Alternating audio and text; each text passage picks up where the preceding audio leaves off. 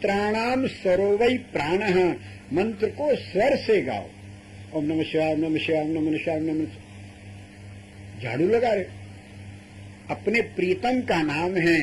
जब ही राम कही ले उसासा, उमगत प्रेम मनहु चहु पासा।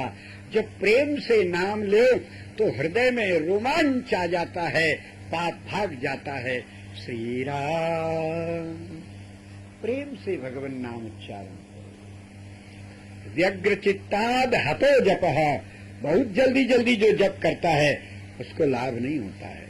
पाठ में भी ऐसे स्वर से करो। शीघ्री गीति शिरः कंपी, स्वहस्त लिखित पुस्तिका, अल्पकंठ अनर्थज्ञ, षडैते पाठका अधमा। अधम पाठक हैं, मरने के बाद भले पाठ का फल मिले, जीते जी मुश्किल है। प्रेम से जपो, शुद्ध उच्चारण करो, स्वर से जपो। मंत्रों में स्वर ही प्राण है। स्वर ईश्वर है, ईश्वर है, ईश्वर है। ऐसे ठाकुर जी का दर्शन करो, थोड़ी देर में जी उब जाएगा। और गान बजान होता है ठाकुर जी की लीला पदों का, तो फिर आनंद आता है। तो स्वर ईश्वर है। और तीसरा अंग है, मंत्र का अर्थ जाने बिना मंत्र अगले जन्म में फायदा करेगा। इसलिए मंत्र का अर्थ जानो। मंत्रार्थ जानने से निश्चिंतता आ जाती है। पूरे मंत्र का अर्थ तो परंपरा से बताया जाता है, ऐसे नहीं। पर नमूना बताएं, कोई भी मंत्र हो, किसी भी देवता का मंत्र हो, नमः पद उसमें अवश्य होता है। पहले प्रणव अथवा बीज लगो, फिर भगवान का नाम, अंत में नमः। श्री रामाय नमः, श्री कृष्णाय नमः, गोविंदाय नमः, यही सब मंत्र है ना। तो इसमें जो नमः पद है इसके दो अर्थ होते हैं।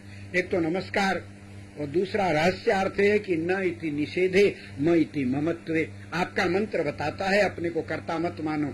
न मन नहीं, म मन मेरा। ये पुण्य कृत्य मेरा नहीं है तो किसका है? बोले कृष्णाय, कृष्ण के लिए है।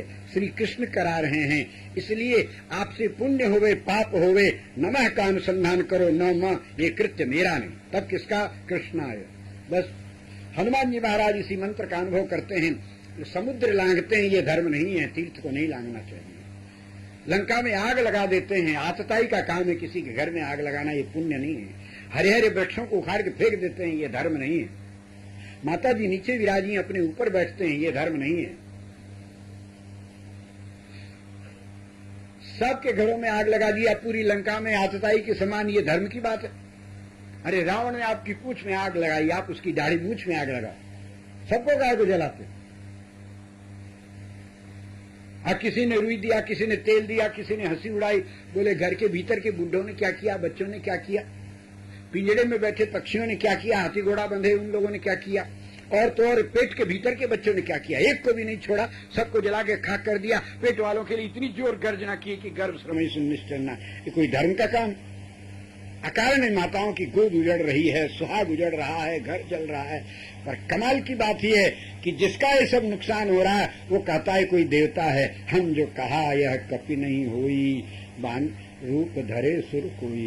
ये कोई देवता है बानर की रूप में। और यही हनुमान जी सजूनी बूटी लेकर आते हैं तो संत शिरोमणि भरत जी समझते हैं कोई राक्षस जा रहा, क्या मार के बाहर नीचे गिरा। वो भी राम जी की सेवा, ये भी राम जी की सेवा।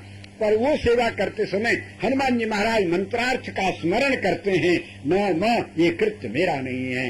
और संजीवनी लाते समय में मैं ले आऊंगा, चला प्रभंजन सुत बल भाकी। अहंकार है, इसलिए संत भी उनको असंत समझते हैं और असुर भी यहाँ मंत्रार्थ का स्मरण करने से देवता समझते हैं।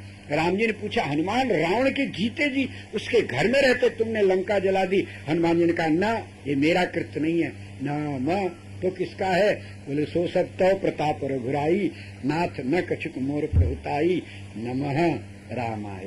मंत्रार्थ है ना। ऐसे मंत्र का जब पूरा अर्थ समझ में आता है तो इसी मंत्रार्थ को अमर कथा कहते हैं। जिसके हृदय में उतर जाए उसका मरण नहीं होता। पश्यत ध्रुवंच प्रहलादम विभीषण मथा परम। ध्रुव, प्रहलाद, विभीषण, श्री चैतन्य महाप्रभु, मीराबाई, कबीरदास जी, तुकाराम दास जी इत्यादि महापुरुषों ने मृत्यु पर विजय प्राप्त की है मंत्रार्थ के प्रभाव से।